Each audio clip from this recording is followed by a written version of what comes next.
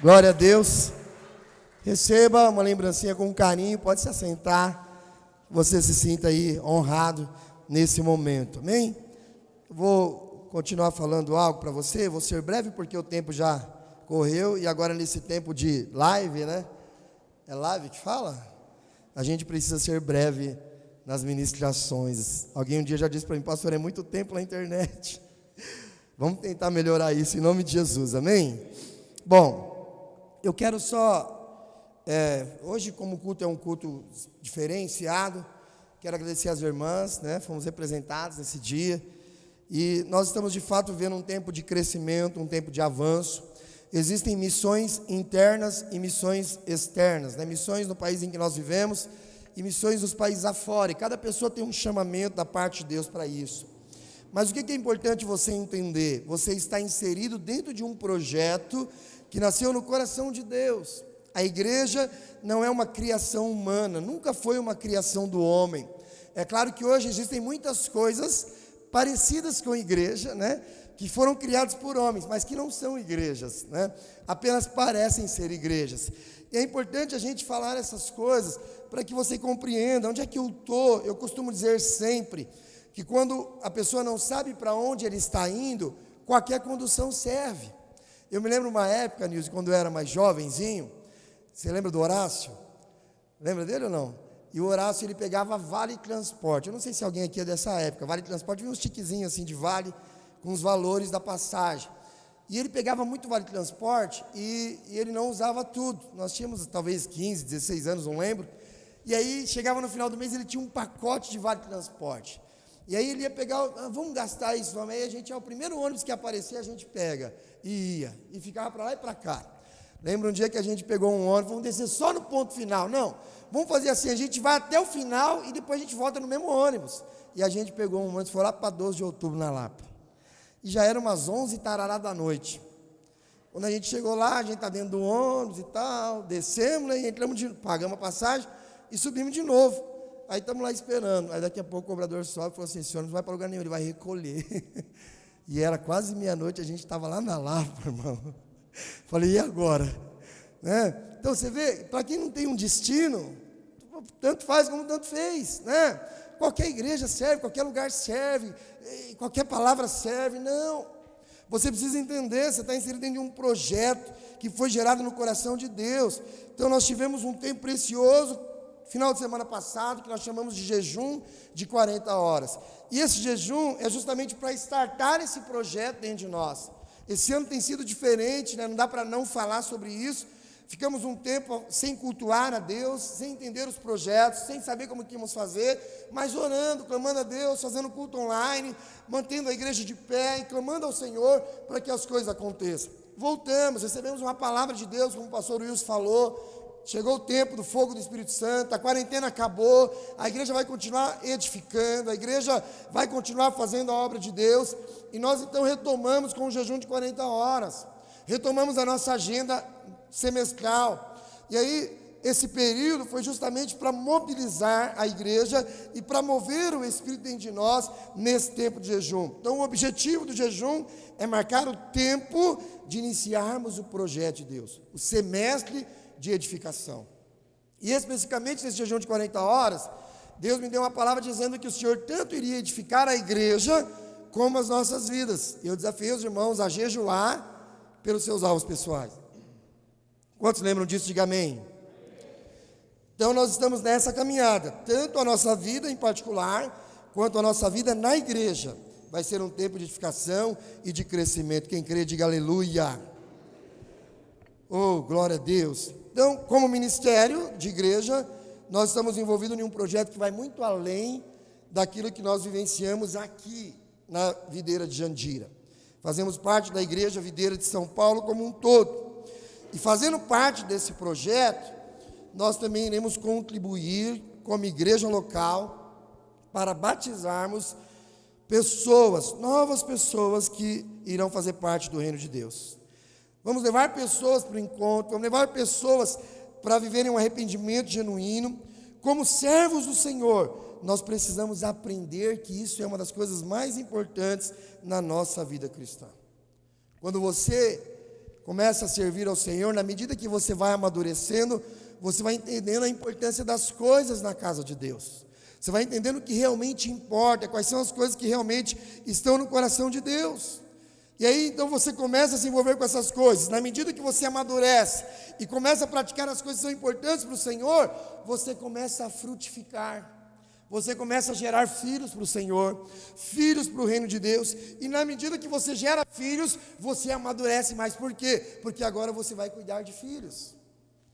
Isso tanto no natural quanto no espiritual é uma verdade. Então você começa a crescer na direção daquilo que Deus tem para você. Então é importante, à medida que você vai frutificando, você vai sendo submetido a experiências que você ainda não viveu com o Senhor. Eu estava conversando com uma pessoa que teve o segundo filho, natural. E ele disse assim, nossa, as pessoas falam que o segundo filho é sempre mais agitado. No nosso caso foi, né, amor? Foi mais agitado. Mas essa pessoa que teve o segundo filho agora, ele falou assim, pastor, o menino, pensa, um é o terremoto, o primeiro é o terremoto, e o outro é a calmaria, né? Mas eu falei assim para você, e para você, como é que está sendo isso? Ele falou assim, eu estou aprendendo a lidar com os dois ao mesmo tempo. Então você vê, na medida que gera o filho, ele vai crescendo, ele vai amadurecendo e vivendo experiências que ele ainda não viveu, que ele ainda não experimentou. E bem assim é na casa do Senhor.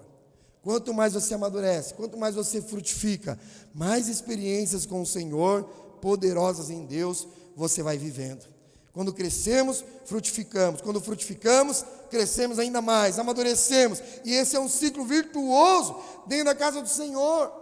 E vamos vivendo coisas imprescindíveis em Deus, porque vamos tendo a experiência de gerar, de cuidar, sabe, de direcionar aquela pessoa que outrora estava completamente perdida, completamente sem direção, mas agora você entende que aquela pessoa encontrou o Senhor e você foi um instrumento usado por Deus para isso.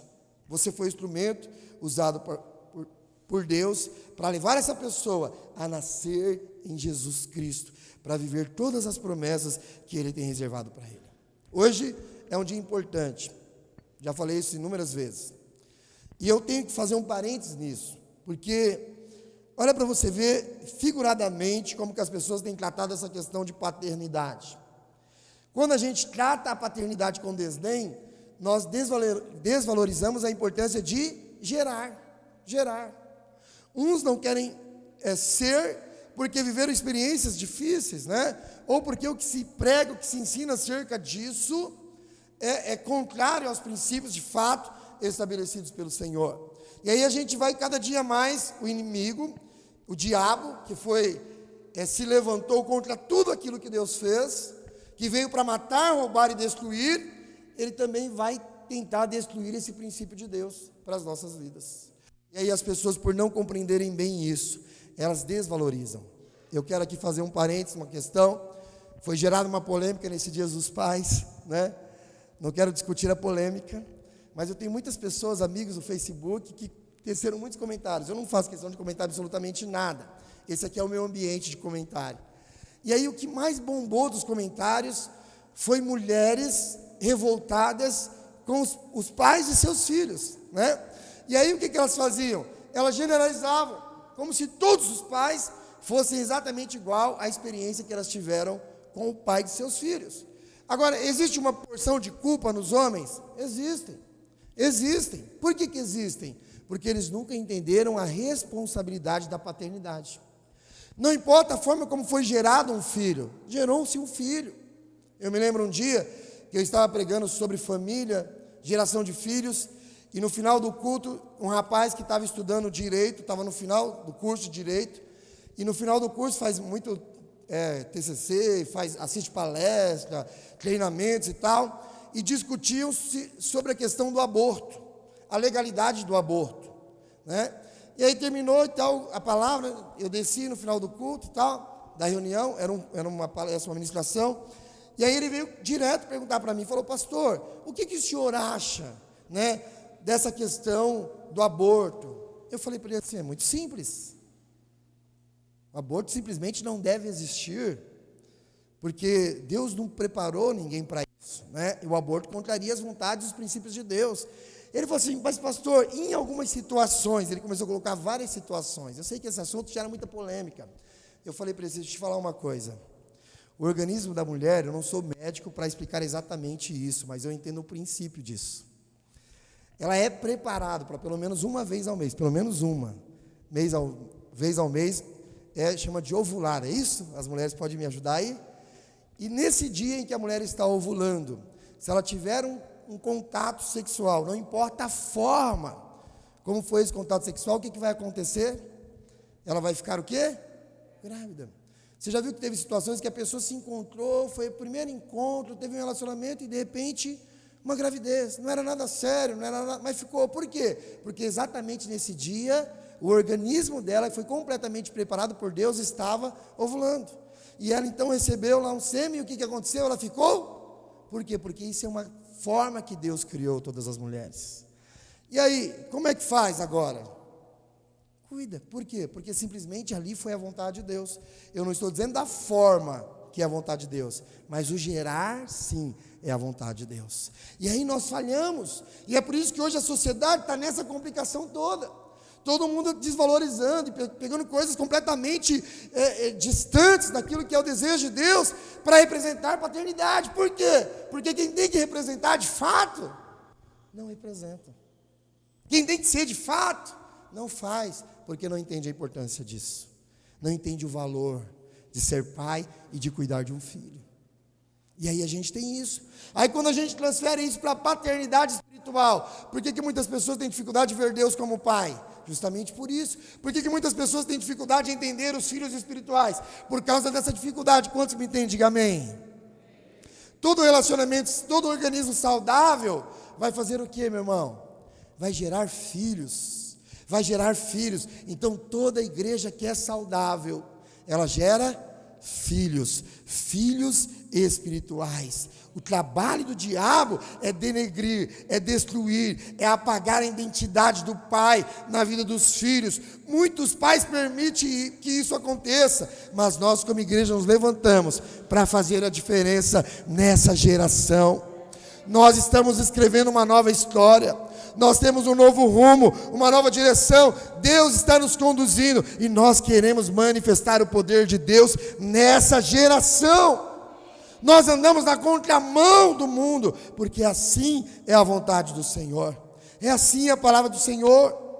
Sabe, a palavra de Deus, ela nos ensina princípio para todas as coisas. Para tudo aquilo que você quiser na sua vida, a palavra de Deus tem princípio para você. A palavra de Deus te ensina como se relacionar com as suas finanças. A palavra de Deus tem princípios para você se relacionar com as pessoas aí fora. A palavra de Deus ensina princípios para você se relacionar no trabalho. E a palavra de Deus ensina princípios para você se relacionar como família. Deus nos ensina todas as coisas. E além disso, a palavra de Deus afirma que nós somos transportados das trevas para o seu reino de luz. Abra sua Bíblia no livro de Colossenses, capítulo 1, versículo 13. Quantos estão comigo? Diga amém. Aleluia. Glória a Deus. Oh Espírito Santo. Colossenses capítulo 1, versículo 13. Ou 13º para o melhor entendimento. Depois nós vamos ler Lucas 12, 32. E olha o que a palavra de Deus diz. Ele nos libertou do império das trevas e nos transportou para o seu reino, ou para o reino do Filho do seu amor. Olha o que a palavra de Deus está dizendo. Quando nós aceitamos Jesus como Salvador das nossas vidas, a primeira coisa que acontece é isso, nós somos transportados. Nós saímos de um império natural, de um império mundano, de um império das trevas, e vamos fazer parte de um reino de amor, de um reino de luz, do reino do Pai, do reino da eternidade. Isso é o que Deus faz conosco. Se você um dia entregou a sua vida para Jesus, esse é o primeiro sinal de que você faz parte dele, de que você de fato o aceitou. É estar envolvido no reino de luz, é fazer parte de um reino de amor, é ser diferente do que o império das trevas, do que o mundo pratica, das coisas que o mundo faz. Não, nosso padrão é um reino celestial. Nossa vida é guiada pelos princípios celestiais.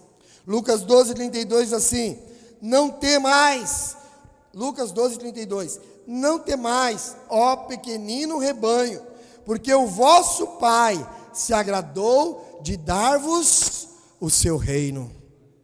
O que é que o Senhor nos deu? O seu reino. Fala para o seu irmão que está próximo de você, diga assim: o nosso Pai se agradou de dar-nos o seu reino. Aleluia! Deus nos deu o seu reino. Eu e você somos a igreja do Senhor. Eu e você recebemos a igreja para cuidar, para investir, para se envolver com ela, para estar condicionado aos princípios eternos deste reino. Então o que a gente pode afirmar nessa noite? Não faz sentido algum um homem e uma mulher de Deus não se envolver com o reino de Deus, não se envolver com a igreja, não manifestar os princípios do reino de Deus. Não faz sentido algum, não faz a menor diferença isso, se não há envolvimento. Muitas pessoas, elas têm na sua mente o seguinte: o limite da minha vida é ser salvo. O limite da minha vida é ser salvo, né? As pessoas acham que o princípio e o fim de todas as coisas é a salvação. E elas estão satisfeitas com isso. E olha para cá, deixa eu te falar uma coisa. Ainda que você já saiba disso, quero te lembrar. A salvação é uma correção de rota. Deus sempre, desde o princípio da humanidade, Ele criou o homem para o seu reino eterno. Quantos creem assim? Diga amém. Mas o homem se desviou dos seus caminhos. O homem pecou e o pecado o afastou de Deus. Deus então, para corrigir a rota, para trazer o homem de volta, Deus bola o plano. Que plano? A salvação, através de Cristo Jesus. Então Jesus, na cruz do Calvário, é o caminho que nos leva de volta a Deus. Para que Ele nos leva de volta a Deus? Oxe, eu falei oxe. O que nós precisamos entender? Se eu entro num caminho, é porque eu quero chegar em algum lugar, sim ou não? Se eu pego Jesus como caminho da minha vida, é porque eu quero chegar nesse reino que Deus me deu. Então eu preciso viver esses princípios diuturnamente na minha vida. Eu preciso praticá-los diuturnamente. Ah, irmão, você é cristão? Eu sou, é mesmo. Como que você é cristão? Esse dia eu estava ouvindo uma pregação. Eu tenho sido muito abençoado nesse tempo, porque no meu trabalho eu fico ouvindo, né? Tem um rapaz que eu levei para o encontro, eu insisto com ele para ele vir para a igreja. Se ele estiver me assistindo, é com você que eu estou falando, viu? Ele trabalha comigo. Vai para o culto hoje, eu vou e tal. Aí ele não vai na segunda-feira, eu cobro ele. E aí, senti sua falta, você não foi? Ele falou assim: mas eu já tenho uma igreja aqui no meu trabalho. Eu ouço você orando, eu ouço você louvando, eu ouço as pregações que eu ponho o tempo todo.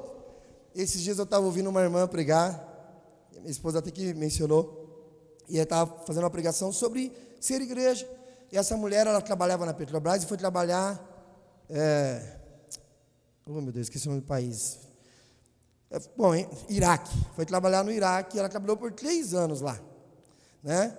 Ela ainda não era convertida, estava lá e tal, trabalhando, tudo, acho que ela era engenheira da Petrobras e tudo, e essa mulher se converteu. Depois disso, tem uma obra no Rio de Janeiro aqui poderosa, ela cuida de crianças, adolescentes, e assim, ela prega em várias igrejas, tem um ministério muito poderoso, por conta desse trabalho que ela faz no Rio de Janeiro. E aí um dia ela foi convidada para pregar numa igreja, e quando ela chegou lá, ela foi pregar e tal, ela viu uma pessoa que trabalhou com ela no Iraque, né, há alguns anos atrás. E aí ela está lá, ministra a palavra e tal, Deus move os céus, aquela coisa toda do culto. Quando ela desce, essa pessoa vem cumprimentá-la, e ela falou: que legal, que honra te ver aqui, que bom que você está nos caminhos do Senhor. Ela falando para ele, né? Que bom te ver aqui e tal, que você está nos caminhos do Senhor, e aquela coisa toda. E aí ele falou assim: não, eu sempre fui dessa igreja, eu sempre fui membro dessa igreja. Mas quando a gente trabalhava lá no Iraque, trabalhava eu e você junto lá, tudo, você já era dessa igreja? Sim. Ela falou: rapaz, como que você tem coragem de me falar isso? Você viu, eu estava destinado ao inferno, você servindo o Senhor, indo para o céu, e nunca se preocupou em falar uma palavra de Deus para mim. Não é possível que você seja crente, não. Não é possível. Trabalhei 3 anos com você, nunca vi você falar um amém, um glória a Deus ou nada, e nem falar de Jesus para mim. Você está vendo? Você entende isso? Então, olha que coisa. Por quê? Porque as pessoas acham que a salvação é o ponto final da viagem com o Senhor. Fui salvo, acabou tudo, agora é só esperar Jesus voltar, e eu vou deitar em berço esplêndido e vou esperar as coisas acontecer. Não, a salvação é o início de todas as coisas. A salvação é a porta aberta para a gente entrar no projeto, propósito eterno de Deus. Deus quer fazer muito mais em você. Deus quer fazer muito mais através de você, meu irmão. Sabe, entenda isso. Se você está aqui hoje, se você faz parte da igreja, se você está envolvido com o Senhor, Deus te deu um reino. E esse reino tem coisas para serem feitas, tem princípios para serem praticados. E Deus espera que você testemunhe acerca desse reino de Deus. Quando alguém não se envolve com o reino de Deus, uma coisa é certa, ele vai se envolver com outro reino. Quando ele não se envolve com os princípios de Deus, ele vai se envolver com outros princípios. E com outros princípios. Então, o nosso alvo, o nosso objetivo, os nossos valores, os nossos relacionamentos, a nossa comida, ela é diferente, irmãos. É diferente. É muito diferente. Sabe que a Bíblia fala que nós somos estrangeiros, peregrinos em terras estranhas, em terras alheias. Hoje eu estava vendo o pastor ministrar sobre isso, ele deu exemplo de Goiânia para cá. Mas é muito comum quando você vê uma pessoa americana. Eu tenho um cunhado que é americano. De vez em quando ele vem passear aqui, é difícil demais de conversar com ele, porque eu não falo nada em inglês. E ele só fala inglês, ele fica lutando para aprender, falar algumas palavras em português. Mas a gente sai com ele, vai passear em alguns lugares e tal, onde a gente chega, todo mundo percebe que ele é um estrangeiro, todo mundo sabe, e se conversar com ele, tem mais convicção ainda de que de fato ele não é brasileiro. Por quê? Porque ele tem outra cultura, tem jeito diferente, tem roupa diferente, come coisa diferente, fala diferente, age de maneira diferente. Por quê? Porque a cultura dele não é do Brasil. O pastor Wilson estava testemunhando que ele foi para Portugal, porque ele toma conta da Europa, e aí, ele falando dessas coisas, ele sempre era tratado mal lá no check-in, para entrar em Portugal, né, lá no, como é que fala? Na embaixada. E aí um dia ele ficou assim, falou, vou perguntar para o cara, por que é que você me trata mal? Aí ele falou assim, não é você, é os brasileiros. Mas o que você tem contra os brasileiros? Aí o cara começou a falar o que ele tinha. E aí o pastor falou assim, eu tenho que te dar razão, é exatamente isso. Então você vê, é a cultura. Onde tiver um brasileiro, todo mundo sabe que é brasileiro. Pastor, ele estava um dia na fila lá nos Estados Unidos, num negócio que tem lá, que vende lá na rua, no maior mercado que tem lá nos Estados Unidos, e ele chegou cedo para pegar a fila. E aí está lá na fila, aquela fila enorme, porque abre, né? Tipo esses saldão que os caras abrem assim, entra todo mundo na loja para pegar o que tem muito rápido lá nos Estados Unidos. Aliás, isso veio de lá, né? E ele está lá na fila, esperando, chegou cedinho, esperando. Aí quando o negócio abre, vem os brasileiros e corta a fila de todo mundo. E os americanos ficam esperando. Aí todo mundo já fala, é brasileiro. Por quê? Porque é a cultura do lugar. Então veja, a Bíblia fala, só para você entender o que eu estou te falando, que nós somos estrangeiros, peregrinos em terras estranhas. Ele está dizendo, você não é mais desse mundo, você é do reino de amor, você é do reino de luz, você é do reino dos céus. Quando Jesus está para ser crucificado, ele está lá sendo julgado por Pilatos, ele fala, meu reino não é deste mundo, eu não sou desse lugar, eu não sei o que você está falando comigo, sabe, irmão, Deus nos chamou para outro reino, Ele nos chamou para vivermos coisas superiores, Ele nos chamou para vivermos coisas extraordinárias, e quando nós entendemos isso, meu irmão, nós agimos dessa forma.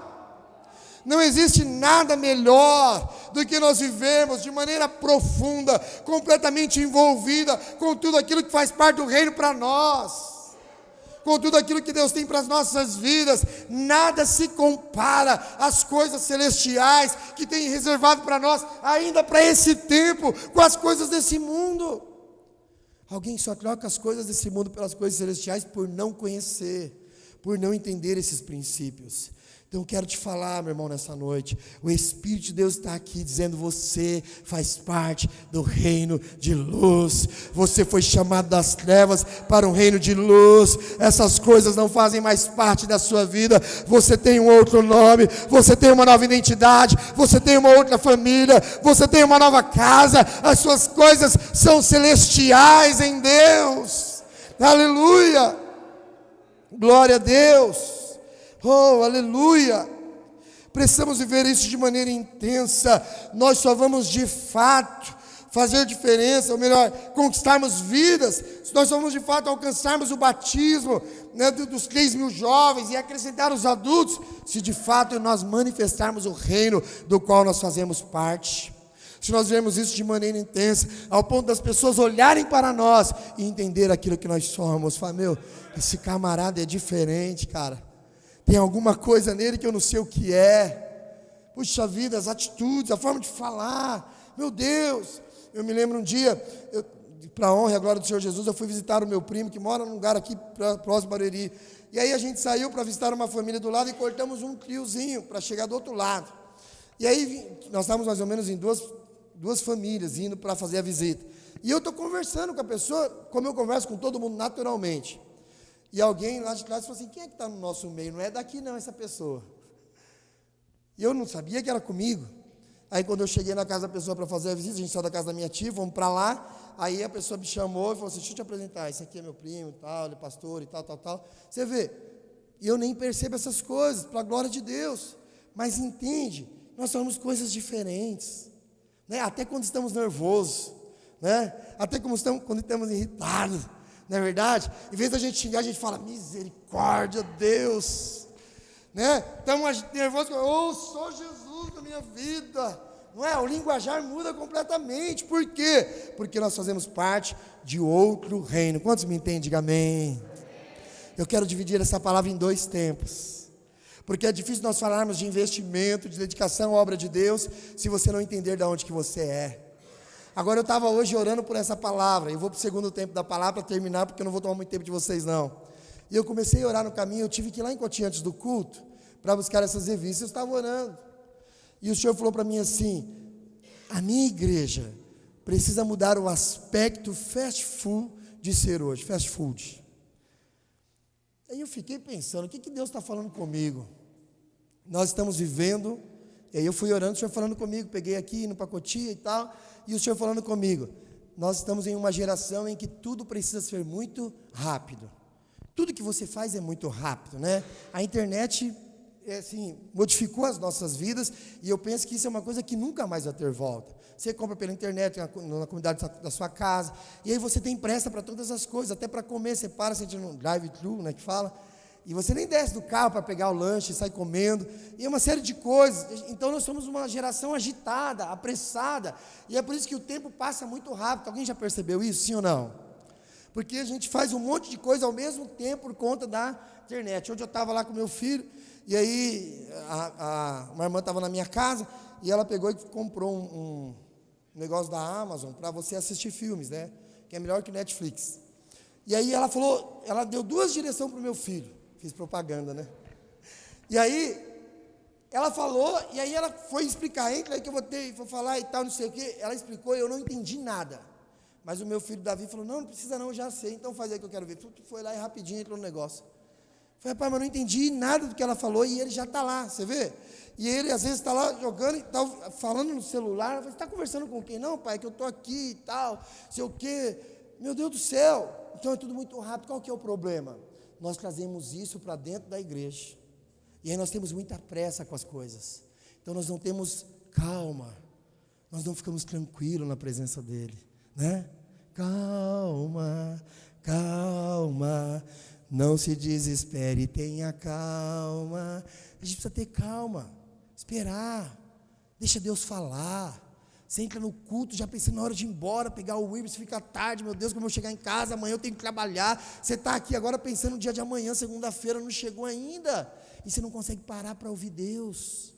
Para deixar Deus tocar no seu coração, está preocupado com a consulta do médico, com o aluguel que você tem que pagar, com o boleto, né, do cartão de crédito, e aí você vem para o culto e tal, está aqui, ai pastor, já é 8 horas, não vai acabar esse troço, não, meu Deus do céu, nós estamos acostumados com essa pressa, e quando nós entramos na presença de Deus é a mesma coisa, levantamos da nossa cama, escovamos o nosso dente, lavamos o rosto, eu tenho que tomar banho todo dia de manhã, não consigo sair de casa e tomar banho, e às vezes vai orar no carro enquanto eu dirijo. A gente não consegue parar meia hora antes de todas as coisas e falar, Deus, fala comigo, Senhor. Sabe, esses dias eu coloquei uma canção, acho que eu ouvi ela umas 200 vezes. Esse rapaz que trabalha comigo, ele falou assim, eu não tenho outra canção para você tocar não. Eu falei, não, até que Deus fale comigo eu vou ouvir ela. E a canção disse assim, como que é? Diz assim, não quero interromper o teu silêncio, ó Pai, mas é só orando que eu encontro paz, né? Meu, e eu ponho ali, repeat,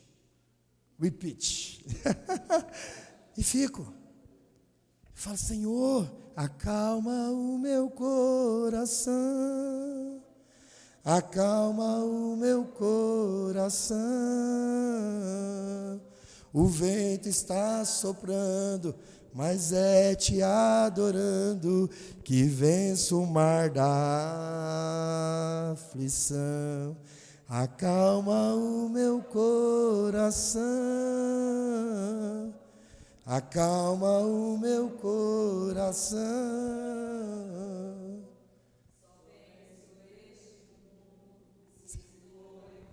Oh Deus, calma o meu coração. Oh, aleluia. Espírito Santo. Sabe? Deus está falando para você, para um tempinho. Dá um tempinho para mim.